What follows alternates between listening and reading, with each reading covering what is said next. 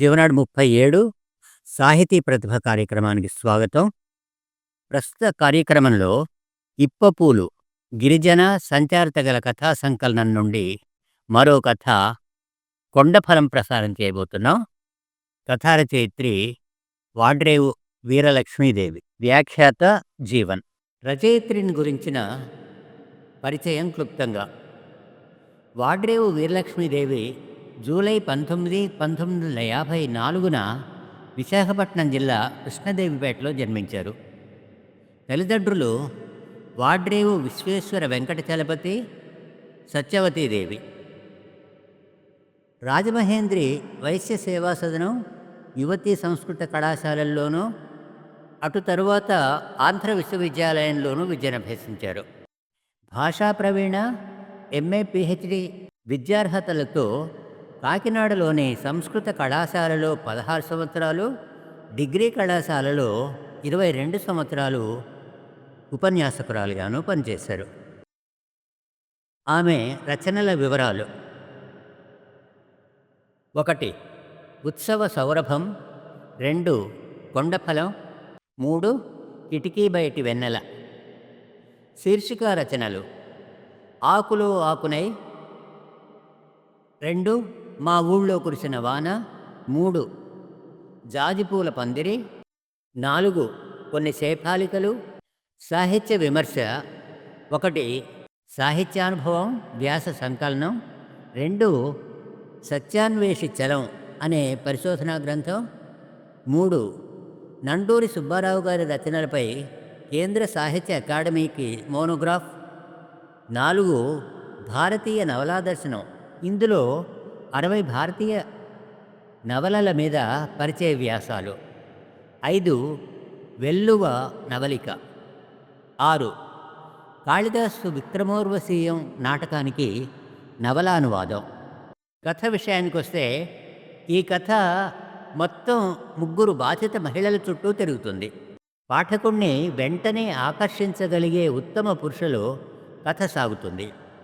ఆ 3 మహిళలు కుటుంబ బాధితులుగా పైకి కనిపించినప్పటికీ ఆ కుటుంబాల చుట్టూ ఆర్థిక, సామాజిక, రాజకీయ చట్రంలో బిగించబడి ఉంది. మరీ స్పష్టంగా చెప్పాలంటే, చట్ట సంబంధమైన లేదా లీగల్ లిటిగెన్సీ అనే చట్రంలో పడి నలిగిపోతున్న కుటుంబాలే ఆ 3 కూడా.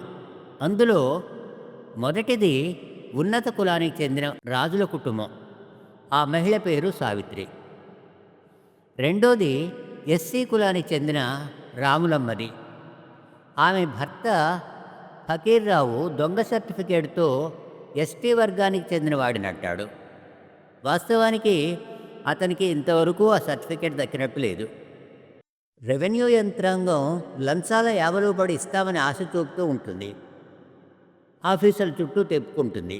ఇక మూడోది ఎస్టీ వర్గానికి చెందిన సీతాలు కుటుంబం.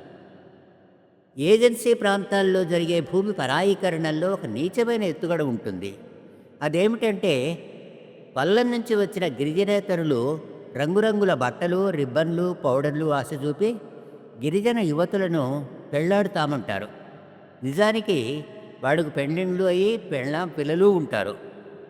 పెండి ఆశ చూపి అమాయక యువతులను లొంగదీసుకొనో ఉంచుకొనో సభ్య సమాజంలో తరచూ ఈ మాట వినిపించేదే. వారి భూమిని ఆక్రమించుకుంటారు. అట్లాంటి అపర దుష్యంతులు ఏజెన్సీలుగా పిలువబడే అటవీ ప్రాంతాలన్నింటా మనకు తారసపడతారు.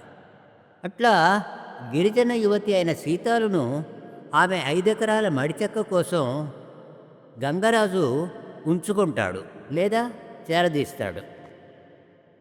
సీతాలు ఓ చిన్న పాక హోటల్ నడుపుకుంటూ ఉంటుంది. అదే వారి పోషణ. సీతాలు, గంగరాజు ఇద్దరూ చాకిరీ చేసి జీడిమామిడి సాగు చేసుకుంటారు. 3-4 సంవత్సరాల తర్వాత అది ఇప్పుడు కాపుకొచ్చింది. ఇప్పుడు మస్తాన్రావు ఆ భూమి తనదేనంటూ రంగంలోకి దిగుతాడు. వాస్తవానికి 20 ఏండ్ల క్రితం ఆ భూమిని పైన చెప్పిన రాజుల కుటుంబం ఫకీర్రావు తండ్రి నుంచి కొనుక్కుంది. అయితే ఆసక్తికరమైన విషయం ఏమిటి అంటే, ఫకీర్రావు ఎస్టీ కాడు గనుక ఆ భూమిని ప్రభుత్వం స్వాధీనం చేసుకొని ఎస్టీ వర్గానికి చెందిన సీతాలుకు అప్పజెప్పింది. అయితే ఏజెన్సీ ప్రాంతాల్లో 1/70 అనే చట్టం ఒకటి ఉంటుంది. ఆ చట్టాన్ని గురించి దాదాపు ఈ 3 కుటుంబాలకు తెలియదనే చెప్పాలి. ఆ చట్టాన్ని పకడ్బందీగా అమలు చేయాల్సిన ప్రభుత్వ యంత్రాంగం అవినీతిమయమవటంతో ఆ బాధ్యత నుండి ఎప్పటికప్పుడు తప్పించుకుంటూ ఉంటుంది లేదా తాత్సారం చేస్తూ ఉంటుంది. ఫలితంగా ఆ 3 కుటుంబాలు నలిగిపోతూ ఉంటాయి. ఇప్పపోలు కథా సంపుటిలోని అనేక కథలకు ఈ చట్టం కీలకం. అందువల్ల ఆ చట్టాన్ని గురించిన ప్రాథమిక అవగాహన పాఠకులకు అవసరం. 1/70గా ప్రచారమైంది ఒక శాసనం. ఇంకా సరిగ్గా చెప్పాలంటే అది ఒక శాసన సవరణ. దాని పూర్తి పేరు రెగ్యులేషన్ 1 ఆఫ్ 1970. ఈ చట్టం 1970లో జారీ అయింది. ఇది ఆంధ్రప్రదేశ్ షెడ్యూల్డ్ ప్రాంతాల భూమి బదలాయింపు నియంత్రణ చట్టాన్ని సవరించే రెగ్యులేషన్. షెడ్యూల్డ్ ప్రాంతాలు అంటే అడవి ప్రాంతాలలో గిరిజనుల సంక్షేమం కోసం వర్గీకరించబడిన ప్రాంతాలు. వీటినే బ్రిటిష్ హయాంలో ఏజెన్సీ ప్రాంతాలు అనేవాళ్ళు. ఇప్పటికీ వ్యవహారంలో ఏజెన్సీ అనే అంటూ ఉంటారు. 1917లో బ్రిటిష్ వాళ్ళు అప్పటి మద్రాసు రాష్ట్రంలోని ప్రస్తుత ఉత్తర కోస్తాంధ్ర జిల్లాల ఏజెన్సీ ప్రాంతంలో భూమి బదలాయింపును, వడ్డీ వ్యాపారాన్ని నియంత్రించేందుకు ఈ చట్టం చేశారు. ఏజెన్సీ ప్రాంతాలలో ఏజెంట్ లేదా కలెక్టర్ అనుమతి లేకుండా గిరిజనుల నుండి గిరిజనేతరులకు భూమి బదలాయింపు జరగటానికి వీలు లేదు అనేది ఈ చట్టం సారాంశం. ఒకనాడు మైదాన ప్రాంతాల వాళ్ళు అడవుల్లోకి పోయి ఒక సేరు ఉప్పు లేకపోతే ఒక కట్ట పొగాకు ఇచ్చి ఎకరాలకు ఎకరాలు గిరిజనుల భూమిని స్వాధీనం చేసుకునేవారు లేదా దౌర్జన్యంగా ఆక్రమించుకునేవారు. కౌలుకని చెప్పి తీసుకుని సొంతం చేసుకునేవారు. ఈ దురాక్రమణను ఆపటం కోసమని చెప్పి కలెక్టర్ అనుమతి లేకుండా గిరిజనుల భూమి గిరిజనేతరులకు బదలాయింపు కావటానికి వీల్లేదని చట్టం చేసింది. ఏమైతేనే ఆంధ్ర ప్రాంతపు ఆదివాసులకు ఒక సంరక్షణ చట్టం వచ్చింది. ఆంధ్రప్రదేశ్ రాష్ట్రం 1956లో ఏర్పడిన తర్వాత దానిని కొంచెం సవరించి 1959లో ఆంధ్రప్రదేశ్ షెడ్యూల్డ్ ప్రాంతాల భూమి బదలాయింపు నియంత్రణ చట్టం APSALTR చట్టం తయారు చేశారు. దీని కింద షెడ్యూల్డ్ ప్రాంతాలలో గిరిజనుల నుండి గిరిజనేతరులకు ఎట్టి పరిస్థితుల్లోనూ భూమి బదలాయింపు జరగటానికి వీల్లేదు. ఇందులో కలెక్టర్ అనుమతి ప్రసక్తే లేదు. 1963 నుండి ఈ చట్టాన్ని తెలంగాణ జిల్లాల్లోని షెడ్యూల్డ్ ప్రాంతాలకు కూడా వర్తింపజేశారు. కానీ ఈ చట్టం వల్ల ఆ తరువాతైనా భూమి బదలాయింపు ఏ మేరకు ఆగిందని అడిగిన వాళ్ళు లేరు. నిజానికి శ్రీకాకుళ గిరిజన తిరుగుబాటు దాకా రాష్ట్రంలో గిరిజనుల యోగక్షేమాలు కనుక్కున్న వాళ్ళు లేరు. 1970ల తరువాత మాత్రం ఆదివాసుల మంచి చెడుల గురించి చర్చ, కొత్త చట్టాలు, కొత్త సంస్థలు వచ్చాయి. వాటిలో ఒకటి 1 ఆఫ్ 1970 లేదా 1 ఆఫ్ 70. ఇది 1959 నాటి చట్టాన్ని సవరించి 2 మార్పులు ప్రవేశపెట్టింది. ఒకటి, ఇక మీదటి నుండి షెడ్యూల్డ్ ప్రాంతాల్లో గిరిజనుల నుండి గిరిజనేతరులకు జరిగే బదలాయింపులే కాదు, గిరిజనేతరుల నుండి గిరిజనేతరులకు జరిగే బదలాయింపులు కూడా చెల్లవు. 2, షెడ్యూల్డ్ ప్రాంతాలలో భూమి కలిగి ఉన్న గిరిజనేతరులు ఆ భూమిని తాము అక్రమంగా సంపాదించుకోలేదని తామే రుజువు చేసుకోవాలి. అంతవరకు అది గిరిజనుల భూమిగా భావించబడుతుంది. అంటే రుజువు చేసుకునే బాధ్యత, బర్డెన్ ఆఫ్ ప్రూఫ్ గిరిజనేతరుల మీదనే ఉంటుంది. ఉమ్మడి ఆంధ్రప్రదేశ్ రాష్ట్రంలో ఏజెన్సీ ప్రాంతం తెలంగాణ, ఆంధ్ర ప్రాంతాల్లో ఉంది. అంటే పూర్వ శ్రీకాకుళం, విజయనగరం, విశాఖపట్నం, తూర్పు పశ్చిమ గోదావరి జిల్లాలు, అలాగే ఖమ్మం, వరంగల్, ఆదిలాబాద్, మహబూబ్ నగర్ జిల్లాల్లో ఉంది. 170 చట్టం అని పిలువబడే ఆంధ్రప్రదేశ్ షెడ్యూల్డ్ ప్రాంతాల భూమి బదలాయింపు నియంత్రణ చట్టం ఈ ఏజెన్సీ ప్రాంతానికి మాత్రమే వర్తిస్తుంది. చరిత్రలోకి పోకుండా ప్రస్తుతమున్న రూపంలో ఈ చట్టం ఏమి చెప్తుందంటే, ఏజెన్సీ ప్రాంతాలలో భూమి బదలాయింపు ఏ రూపంలోనైనా సరే, ఎవరు చేసినా సరే ఆదివాసుల చేతిలోకే జరగాలి తప్ప ఇతరుల చేతిలోకి జరగడానికి వీల్లేదని. 2. ఏజెన్సీలో భూమి కలిగి ఉన్న ఆదివాసేతరులు దానిని ఆదివాసుల నుండి పొందలేదని తామే రుజువు చేసుకోవాలి. ఇంత పకడ్బందీగా ఈ చట్టం ఉంది. అయితే కథకురాలి స్నేహితురాలు పద్మిని యూనివర్సిటీలో రీడర్గా పనిచేస్తోంది. గిరిజన సమస్యల మీద రీసెర్చ్ చేసింది ఆవిడ. ఇప్పుడు గిరిజనుల భూమి సమస్య మీద యూజీసీకి ప్రాజెక్ట్ వర్క్ చేయాలట. అందుకోసం ఆమె కథకురాలి దగ్గరికి వస్తుంది. ఈ ముగ్గురు ఆడవాళ్లను గురించి తెలుసుకుంటుంది. చివరకు పద్మిని ఒక స్థిర నిశ్చయానికి వచ్చి ఓ మాట అంటుంది. నాకు ఈరోజు ఆ ఆడవాళ్ళని చూపించు, నేను వాళ్ళందరి కోసం ఏదో ఒకటి చేయాలని నిశ్చయించుకున్నాను. ఇక చదివిన చదువు రాతకోతలు పక్కన పెడుతున్నా అని. ఇది కథ చివరిలో ఉంటుంది. మరి పద్మిని వాళ్ళందరి కోసం ఏమి చేస్తుందో సమాధానం కోసం పాఠకులు వేచి చూడాల్సిందే. ఇక కథలోకి వెళదామా? కథ కొండఫలం. కథా రచయిత్రి వాడ్రేవు వీరలక్ష్మీదేవి. ఆ తోట చూపిస్తేనే గానీ కథ చెప్పవా అంది పద్మిని. ఇదిగో 4 అడుగులు అంటూనే మరో 100 అడుగులు నడిపించారు. అంత దూరం నుంచి జీడి మామిడి పూల సువాసన స్వాగతం పలుకుతూ ఉంది. మత్తెక్కించే సువాసన ఆ పూలది. అందుకేనేమో ఆ పలుకులకి అంత రుచి ఉంటుంది. అబ్బా, ఎంత పరిమళం! ఎక్కడి నుంచి అని పూలు చూసి ఆశ్చర్యపోయింది. ఈ పూలకింత సువాసన నాకింతకాలమూ తెలియలేదు. వీలుగా ఉన్న ఒక రాతి బండ మీద కూర్చుంది. పద్మిని ఆ ఉదయమే వచ్చింది. నాకు మంచి మిత్రురాలు. యూనివర్సిటీలో రీడర్గా పనిచేస్తోంది. గిరిజన సమస్యల మీద రీసెర్చ్ చేసింది. ఇప్పుడు గిరిజనుల భూమి సమస్య మీద యూజీసీకి ప్రాజెక్ట్ వర్క్ చేయాలట. దానికోసం నా దగ్గరికి వచ్చింది. ఇక్కడ గిరిజనేతరులు గిరిజనుల భూములు ఆక్రమించుకుని వాళ్ళని దిక్కులేని వాళ్ళని చేసి వీళ్ళు ధనవంతులైపోతున్నారట కదా, ఆ వివరాలు నీవేమైనా చెప్పగలవా అని అడిగింది ఉదయమే నన్ను. సాయంత్రం నీకో కథ చెప్తాను, తరువాత నువ్వే నీ వర్క్ పూర్తి చేసుకోగలవు అని ఈ సాయంత్రం ఇక్కడికి తీసుకొచ్చాను. తోట నిండా జీడి మామిడి చెట్లు విరగబూసి ఉన్నాయి. ఈ ఏడు బ్రహ్మాండమైన కాపు వస్తుంది. మొక్కలు చెట్లయ్యాయి. ఇక వీటికి నీరు పోయనక్కర్లేదు.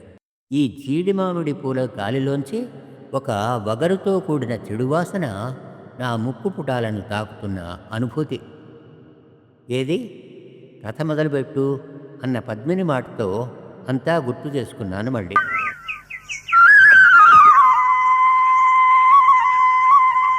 ఒకనాడు సీతాలు పొద్దున్నే ఏడుస్తూ వచ్చి వాకిట్లో నిలబడింది. చేస్తున్న పని మధ్యలో ఆపి అరుగుమించి అడిగాను, ఎందుకే అలాగవుతున్నావు, ఏం జరిగింది అని.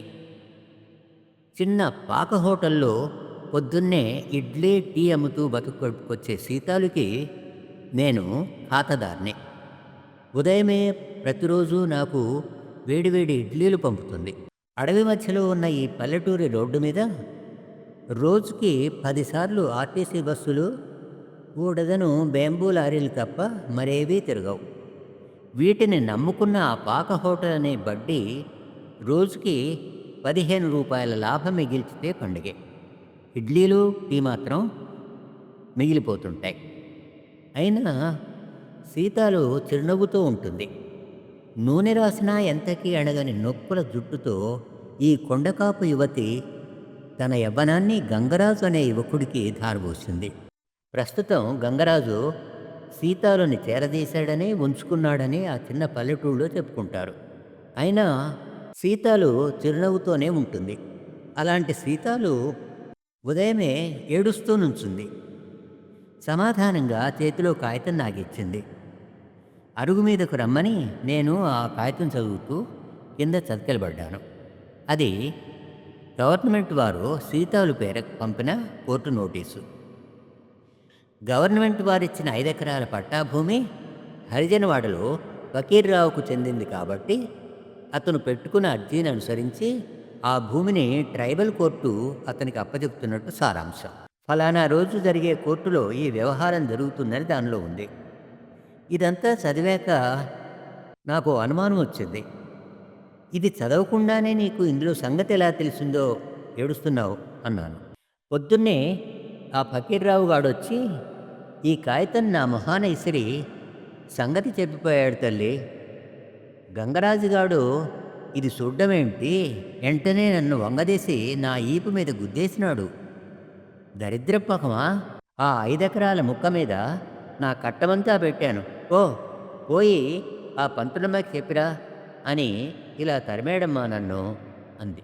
5-6 ఏళ్లుగా వీళ్ళిద్దరూ కలిసి ఆ మడి చెత్తను బాగు చేసుకురావటం ఊరందరికీ తెలుసు. జీడిమావిడి మొక్కలు పాతి వాగుల్లోంచి నీళ్లు మూసి వాటిని కష్టంతో పెంచుకొచ్చారు. అవి చెట్లయ్యి ఈ ఏడే కాపుకొచ్చాయి. అమ్మితే 25-30 వేల రూపాయల ఆదాయం.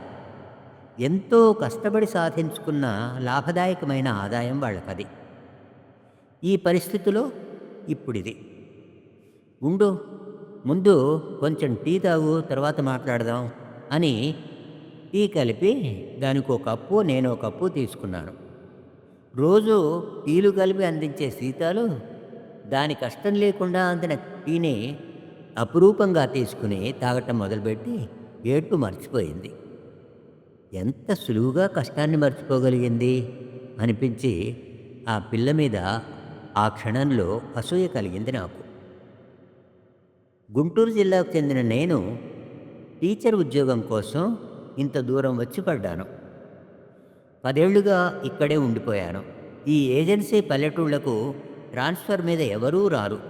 అందుకని నాలాంటి వాళ్ళు పాతుకుపోయి ఉంటారు. మొదట్లో కష్టం అనిపించినా నెమ్మదిగా ఈ గాలికి నీటికి అలవాటు పడిపోయాను. గాలిలోని శుచి, నీటిలోని శక్తి క్రమంగా తెలిసాయి. ఇప్పుడు ఎక్కడికి వెళ్ళినా మనసు ఇటే లాగుతుంది. టీ తాగాక సీతాలు కప్పులు రెండూ తీసి కడిగేసింది, నేను వారిస్తున్నా వినకుండా. పని అలవాటైన వాళ్ళ లక్షణం అది. అప్పుడు చెప్పాను, భూమిని అప్పచెప్పలేదు కదా, మనం కోర్టుకు పోయి స్టే తెచ్చుకోవచ్చు, కంగారు పడకు, గంగరాజుని రమ్మను, నేను మాట్లాడతాను అన్నాను. అమ్మా తల్లి, ఈ రెక్కలు ముక్కలు చేసుకొని నీళ్లు మోసాం, బంగారం నాగ పంట కళ్ళ ముందు అనిపిస్తోంది, కళ్ళ ముందే చెయ్యి జారిపోకుండా చూడు తల్లి అని వెళ్ళిపోయింది. 5 ఏళ్ల క్రితం కృష్ణమూర్తిరాజు పెళ్ళాం ఇలాగే ఏడ్చింది. ఇలాగ కాదు, మింటికి మంటికి ఏకధారగా ఏడ్చింది. ఏడ్చి ఏడ్చి సొమ్మసిలిపోయి జబ్బు తెచ్చుకుంది. ఆ సంగతంతా గుర్తొచ్చింది నాకు. కృష్ణమూర్తిరాజు పెళ్ళి నాకు తెలుసు.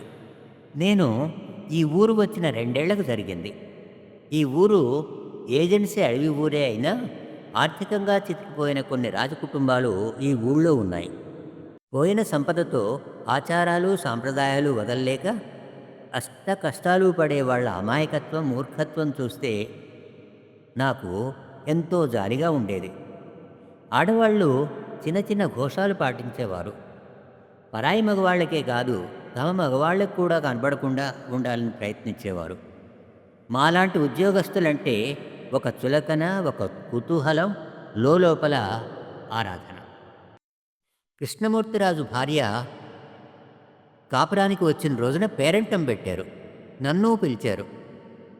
తాటాకుల చూరు కింద మట్టి అరుగుల మీద పేరంటం ఏర్పాటు చేశారు. అది పేరంటం కాదు, ప్రదర్శన.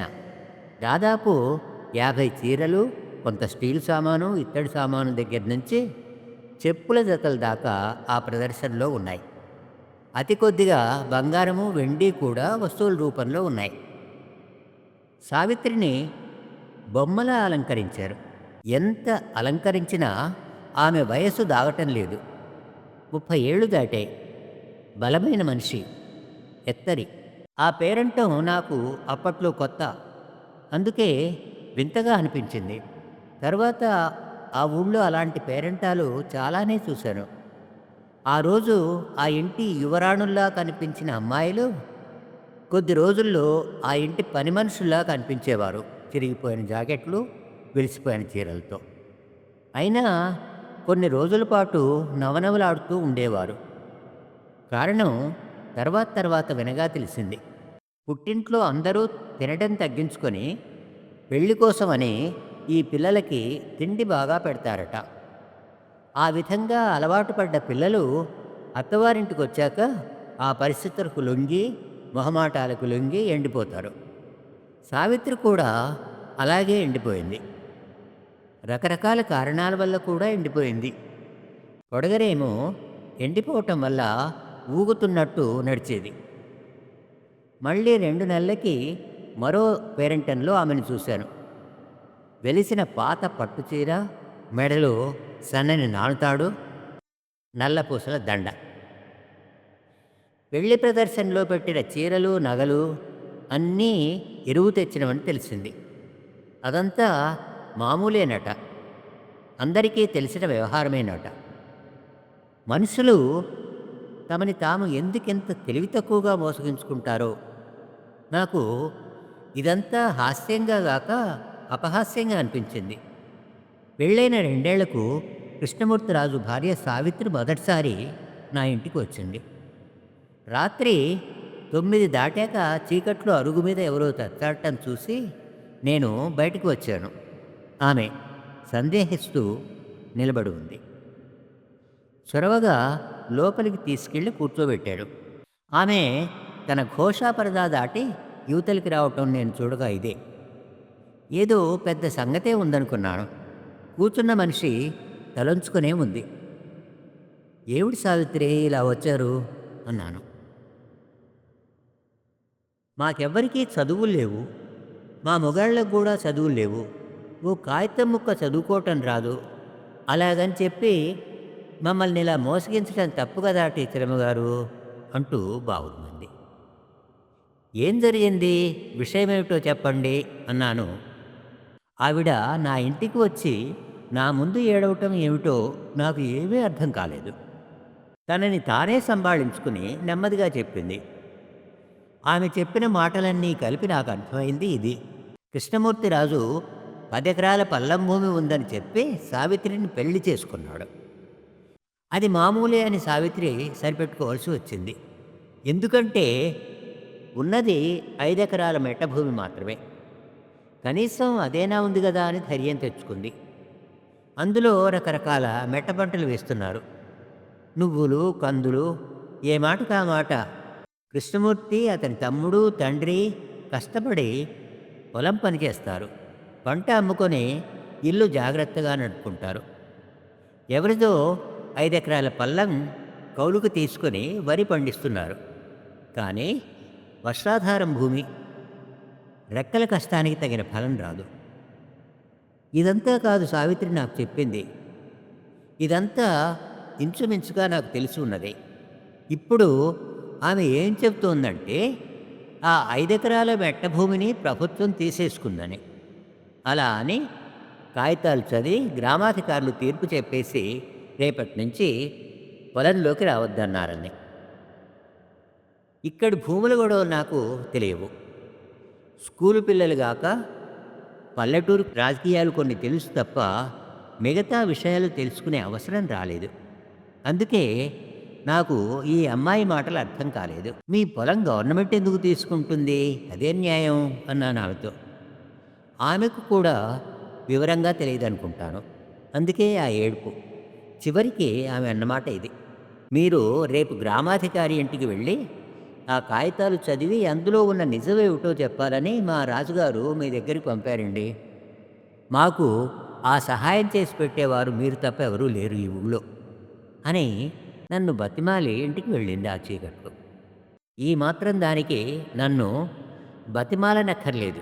కానీ ఆమె ఉన్న పరిస్థితిలో ఆమెకు ఈ మాత్రం సహాయమే కొండంతగా ఉందన్నమాట. మర్నాడు గ్రామాధికారి నుంచి నాకు తెలిసిన సమాచారం చాలా ఆశ్చర్యంలో ముంచింది నన్ను.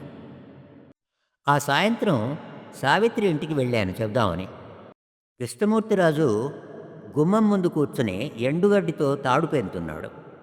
అతని తండ్రి నులక మంచంలో తెగిన తాళ్ళు ముడివేస్తున్నాడు.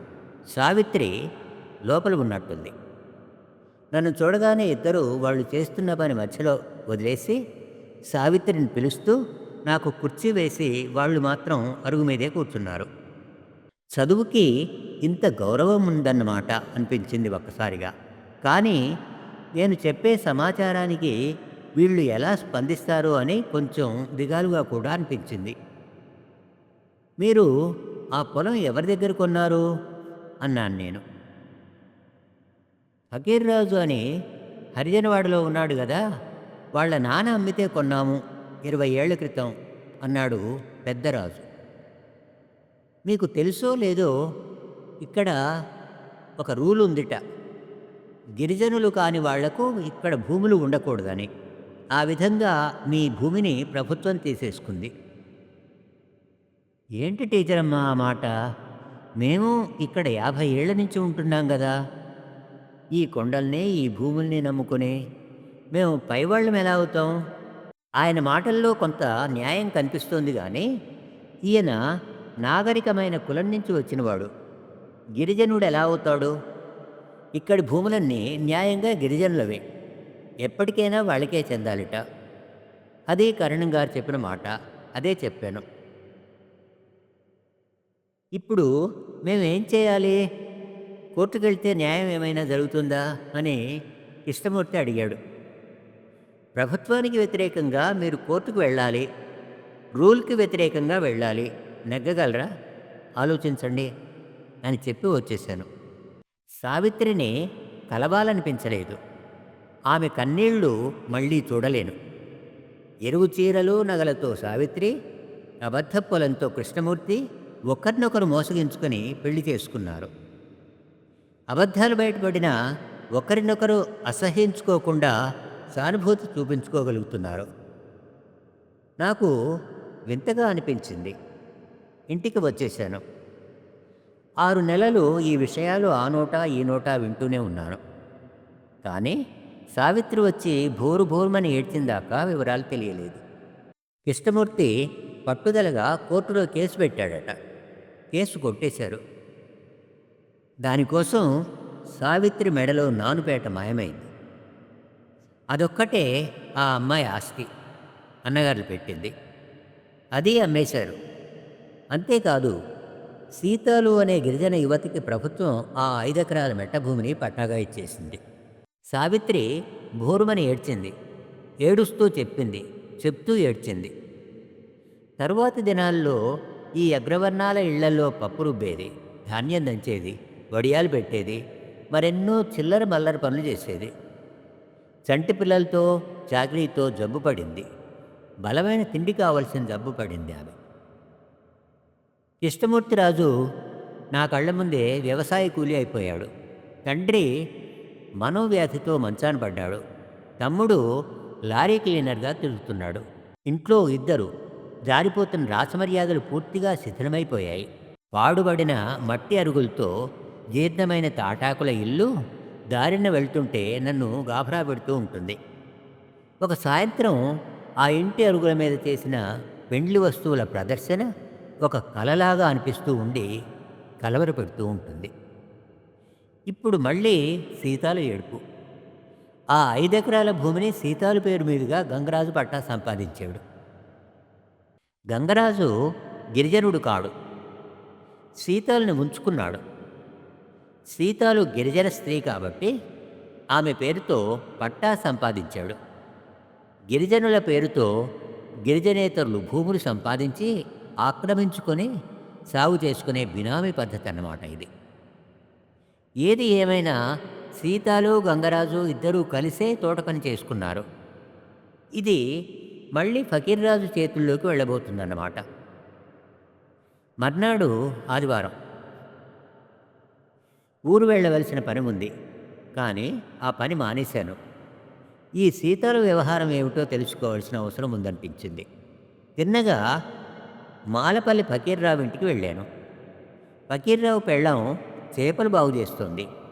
వాకిట్లో పీట వేసుకుని కత్తిపీట ముందు కూర్చుని ఉంది. బూడిదలో పొర్లించిన చేపలు కదులుతున్నాయి. నన్ను చూసి గబగబా ఆ చేతులు కొంగుకి తుడిచేసుకుని మరో పీట తెచ్చి వేసింది. నా రాకకి కొంచెం ఆశ్చర్యపోయినట్టుంది మొహం చూస్తే. నన్ను ఎలా మర్యాద చేయాలో తెలియక కొంచెం కంగారు పడుతూ టీ పెట్టి తెస్తానని లోపలికి వెళ్ళిపోయింది. ఒకసారి ఇలా వచ్చి కూర్చో, నీతో మాట్లాడాలి అని పిలిచి బలవంతంగా కూర్చోబెట్టాను. ఫకీర్రావు ఇంట్లో లేడా? నువ్వేం చేస్తున్నావు? పిల్లలు ఏం చేస్తున్నారు అన్నాను.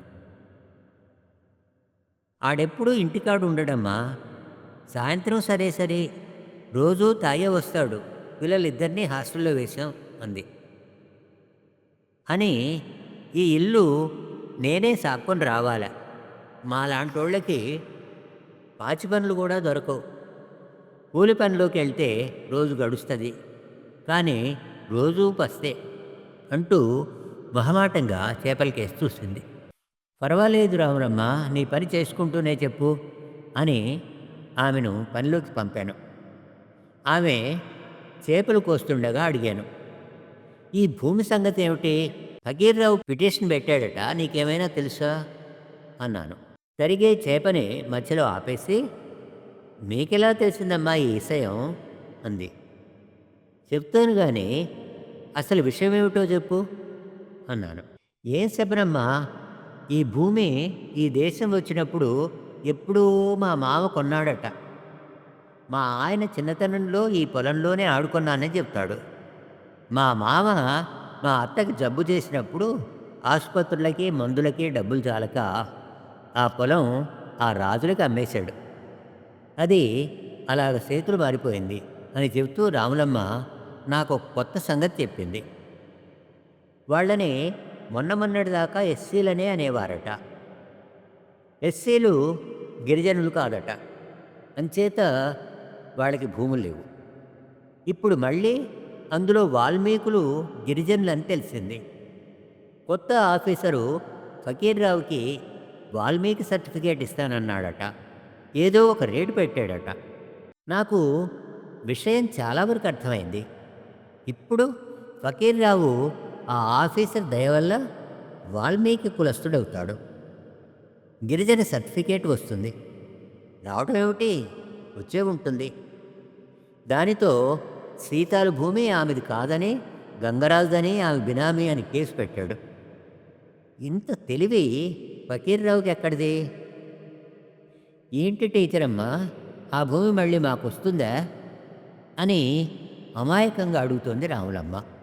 ఆ భూమి సెక్క మళ్ళీ మాదైతే నా రెక్కల కట్టం తగ్గుద్ది తల్లి. పిల్లలు కాస్త సుఖంగా తిని చదువుకుంటారు. అదేనా నా మొగుడు తాగుడికి మళ్ళీ ఎవరికో తనాకా పడకుండా ఉంటేనే తల్లి అని తన గోడు చెప్పుకోవటం మొదలుపెట్టింది. ఈ భూమి పేరు చెప్తే మట్టి కొట్టుకుపోయి బక్క చిక్కిన ఇద్దరు చంటి పిల్లలు క్షయవ్యాధితో తీసుకునే సావిత్రి గుర్తుకొస్తున్నారు. వస్తాలే రాములమ్మ, మళ్ళీ వస్తాను అని చెప్పి వచ్చేస్తాను. రాములమ్మకి సీతాలు ఏడుపు, సావిత్రి దుఃఖం చెప్తే అర్థమవుతాయా? అయితే మాత్రం ఏం చేస్తుంది అనిపించింది. వారం రోజుల తర్వాత సీతాలు వెంట కోర్టు నుంచి స్టే తెచ్చుకోవటానికి లాయర్ దగ్గరికి పట్నం వెళ్ళాను. తిన్నగా లాయర్ గారింటికి వెళ్ళాం. ఇంటి చుట్టూ అరుగుల మీద, గేటు బయట, రోడ్డు మీద జనం. ఇంచుమించుగా మా ఊళ్ళో వాళ్ళే అంతా, గిరిజనులు, గిరిజనేతరులు. లోపలికి వెళ్ళి కనిపించి చెప్పాం వచ్చామని. మీరెందుకు వచ్చారు అన్నాడు నన్ను. నాకు వేరే పని ఉంది, సీతలకు సహాయంగా కూడా ఉండొచ్చని అన్నాను. సరే మీ పని చూసుకురండి, ఆ కొండది ఇక్కడుంటుంది అన్నాడు. ఆ మాటకు నా మనసు చివుక్కుమంది. సాయంత్రం ఆఖరి బస్సుకైనా మేము తిరిగి వెళ్ళగలిగేలా చూడండి అని చెప్పి సీతాల్ని అక్కడ వదిలి నా పని మీద నేను వెళ్ళాను. సాయంత్రం తిరిగి లాయర్ గారింటికి వెళ్ళేసరికి సీతాల మొహం వాడిపోయి ఉంది. మధ్యాహ్నం తిండి లేదు. మళ్ళీ వారం రమ్మన్నారండి అయ్యగారు. మధ్యాహ్నం ఎక్కడి నుంచో కబురొచ్చిందని అర్జెంటుగా వెళ్ళిపోయారు అంది. ముందు ఆ మనిషిని తీసుకెళ్ళి ఎక్కడో ఓ చోట 4 ఇడ్లీలు తినిపించేదాకా నాకు తోచలేదు. హమ్మయ్య! బతికాను అంది. ఇడ్లీలు తిన్నందు కాదు, మధ్యాహ్నం నుంచి ఎంతో అవసరంగా బయటికి వెళ్ళాల్సి ఉందట. ఆ లాయర్ ఇంట్లో ఆ వీలు లేదు. ఇంటి పరిసరాల్లో కూడా లేదు. చాలా ఇబ్బంది పడిపోయి ఉగ్గబట్టుకుని కూర్చుందట. బస్టాండ్‌కి వెళ్ళగానే ముందు బాత్రూమ్‌కి వెళ్ళి వచ్చి ఆ తర్వాత ఆ మాట అంది. ఆడవాళ్ళ ఇలాంటి ఇబ్బందులు కూడా ఎవరికి కావాలి? బస్సులో చెప్పింది. మళ్ళీ వారం వచ్చేటప్పుడు నన్ను వెంట తీసుకురావద్దన్నాడట లాయర్ గారు. ఒకసారి చూసావుగా, ఒక్కదానివే రావటం అలవాటు చేసుకోవాలి. చాలాసార్లు రావాల్సి ఉంటుంది అని. అంతేకాదు 2000 ఖర్చవుతుంది స్టే ఆర్డర్ రావటానికి. మళ్ళీ రా తీసుకొని అన్నారట.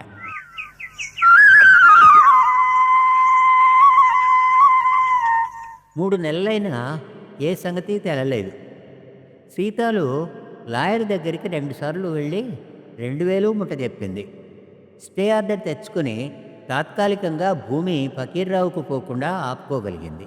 కానీ ఆ మాత్రానికి 5000 అప్పు చేసింది. మధ్యవర్తులు కూడా రకరకాలుగా ముడుపులు మింగారు. అప్పు ఎంత వడ్డీకి తెచ్చిందో, ఎక్కడి నుంచి తెచ్చిందో దేవుడికి కూడా తెలియటం కష్టం. జీడి మామిడి తోట చూసి ఇచ్చి ఉంటారు. మరి ఫకీర్రావు ఎక్కడ తెచ్చి ఉంటాడో వాల్మీకి సర్టిఫికేట్ పుట్టించడానికి అనుకున్నాను. బహుశా అతను ఆ తోటే చూపించి ఉంటాడేమో. ఒక మధ్యాహ్నం చిన్న పని మీద స్కూల్ నుంచి ఎంఆర్ఓ ఆఫీస్కి వెళ్ళాల్సి వచ్చింది. 10 కిలోమీటర్ల దూరంలో ఉంది మండల కేంద్రం. అక్కడ ఆ ఆఫీసులో మా గుంటూరు ముఖం కనిపించింది. నా చిన్నప్పటి క్లాస్మేటు, దూరపు బంధువు కూడా. వెళ్ళి పలకరించాను. 6 నెలలైందట వచ్చి. ఇక్కడే పనిచేస్తున్నాడట. మామూలు కబుర్లయ్యాక సీతాల సంగతి అడిగాను. అతను నా కేసు ఆశ్చర్యంగా చూశాడు.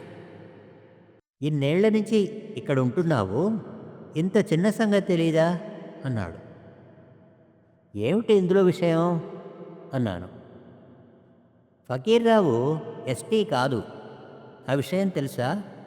ఇక్కడికి విశాఖ జిల్లా నుంచి వలస వచ్చిన ఎస్సీలే వాల్మీకులు అవుతారు. గోదావరి జిల్లాల నుంచి వచ్చిన ఎస్సీలు అలా కాదు. ఫకీర్రావు తాత ముత్తాతలు గోదావరి జిల్లాల నుంచి ఈ ఏజెన్సీకి వలస వచ్చిన వాళ్ళు. కానీ ఆ సంగతి దాచి అతన్ని మేము ఎస్టీని చేయగలం, కానీ చేయం. చేస్తామని తిప్పుతాం, లేదా చేసి కోర్టులో పొలం కోసం దావా వేయిస్తాం. సీతాలుకి ఫకీర్రావుకి మధ్య కేసు నడుస్తూ ఉంటుంది. తోట ఎవరికీ చెందదు. త్రిశంకు స్వర్గం అంటారు చూడు, అక్కడ ఉంటుంది. లాయర్లకి మాకు జేబులు నిండుగా ఉండాలంటే ఇలాంటి కేసులు మరికొన్ని రావాలి కదా. మరి తోటలో జీడి మామిడి గింజలు డబ్బులుగా మారి మా జేబుల్లో చేరటానికి ఇదో నాటకం అని విశదీకరించాడు. నేను తెల్లబోయాను. మేమంటే ఎవరు అన్నాను.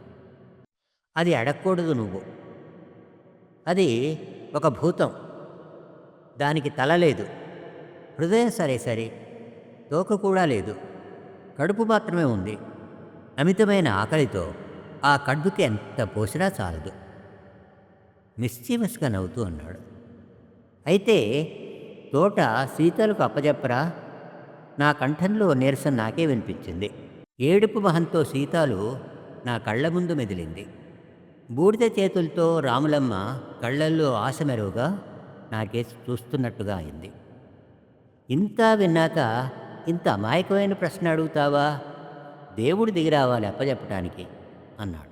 సీతాలు లాయరు చేతికిచ్చిన ఎస్టీ సర్టిఫికేట్ని లాయరు కోర్టులో దాఖలు చేయలేదు. ఈ సంగతి సీతాలకు ఇప్పటికీ తెలియదు. కానీ తరువాతి కాలంలో గంగరాజు మాత్రం సీతాలను వదిలేశాడు. పాక హోటల్లోంచి కూడా బయటికి పంపేశాడు. సీతాలు 4 ఇళ్లల్లో పాచి పని కుదిరింది. ఒంటి మీద ఉన్న కాస్త బంగారము అమ్మేస్తే తప్ప అప్పులు తీరలేదు. ఫకీర్రావు పగలు కూడా తాగి హరిజనవాడలో రోడ్ల మీద పడుంటున్నాడు. పిల్లలు పరీక్ష తప్పి హాస్టల్ నుంచి ఇంటికి వచ్చేశారు. రావులమ్మ పిల్లల్ని కూలీ పనులకు తీసుకుపోతుంది. లాయర్ గారు కాంపౌండ్ వాళ్ళకి 2 వైపులా సిమెంట్ అరుగులు కట్టించాడు గిరిజన క్లయింట్ కూర్చోవటానికి. 2వ అంతస్తు వేసే హడావిడిలో క్లయింట్లని ఎక్కువసేపు కూర్చోబెట్టక తప్పటం లేదు పాపం ఆయనకి. ఇది జీడి మామిడి తోట కథ అన్నాను పద్మినితో. ఆమె అంతా ఆశ్చర్యంగా వింది. మరి ఇందులో గిరిజనులు గిరిజనేతరుల మధ్య ఉన్న భూమి తగాదా అన్న అంశానికి సబ్జెక్ట్ ఏది అంది. నీ యూజీసీ ప్రాజెక్ట్ వర్క్ సంగతి అలా ఉంచు. తెలివైన వాడు ఎదుటివాడిని రకరకాలుగా దోచుకోవటమే ఉంది ఇక్కడ. ఆ ఎదుటివాడు కూడా గిరిజనుడైనా కావచ్చు, గిరిజనేతరుడైనా కావచ్చు. ఇద్దరూ సమానంగా మోసగించబడి దోపిడీకి గురి అవ్వటమే నేను ఇక్కడ చూస్తుంది. అయితే ఇది ఇళ్లలో ఆడవాళ్ల మీద మరింత హింసగా మారుతోంది. సీతాలుని గంగరాజు పెళ్లి చేసుకుని ఉంటే కథ ఇంకోలా ఉండేది. వాడు చేసుకోడు. వాడికి పెళ్ళి, పెళ్ళాం, పిల్లలు ఉన్నారు. కేవలం భూమి కోసమే వాడు దాన్ని ఉంచుకున్నాడు. నువ్వు ఏమైనా రాసుకొని ప్రాజెక్ట్ వర్క్కి, కానీ లోకంలో ఉన్న దమననీతే ఇక్కడ రాజ్యం చేస్తోంది. చదువుకోవాలి వీళ్ళంతా. చదువు ఒక్కటే పరిష్కార మార్గం అనిపిస్తోంది నాకు అన్నాను. చీకటి పడుతుండగా ఆలోచనలో మునిగిన సోషియాలజీ రీడర్ పద్మినిని ఇంటికి తీసుకొచ్చాను. ఆ రాత్రి ఆమె నన్ను ఇంకేమీ ప్రశ్నించలేదు. తెలతెలవారుతుండగా నిద్రలేపింది. రాత్రి చాలా ఆలస్యంగా నిద్రపట్టిందట. ఒక నిర్ణయానికి వచ్చిన తర్వాత నిద్రట ఆ నిద్ర. నాకు ఈరోజు ఆ ఆడవాళ్ళని చూపించు, నేను వాళ్ళందరి కోసం ఏదో ఒకటి చేయాలని నిశ్చయించుకున్నాను. ఇక చదివిన చదువు, రాతకోతలు పక్కన పెడుతున్నా అంది. పద్మిని స్థిర నిశ్చయ శక్తి నాకు తెలుసు. ఈ ఉదయం ఎంతో బాగుందనిపించింది. కథ సమాప్తం. ఈ కథ మా భూమి 5/2/1999న ప్రచురితం. కథా సాహితీ 1999. ఈ కార్యక్రమం ఇంతటితో సమాప్తం. వచ్చే వారం జీవనాడు 38 సాహితీ ప్రతిభ కార్యక్రమంలో ప్రొఫెసర్ కె రంగనాథాచార్యుల శ్రీశ్రీ సాహిత్య వివేచనతో పాటు శ్రీశ్రీ సినీ గీతాలు పాడబోయి భారతీయుడ 11వ భాగం ప్రసారం చేయబోతున్నాం. అంతవరకు సెలవు. మీ జీవన్.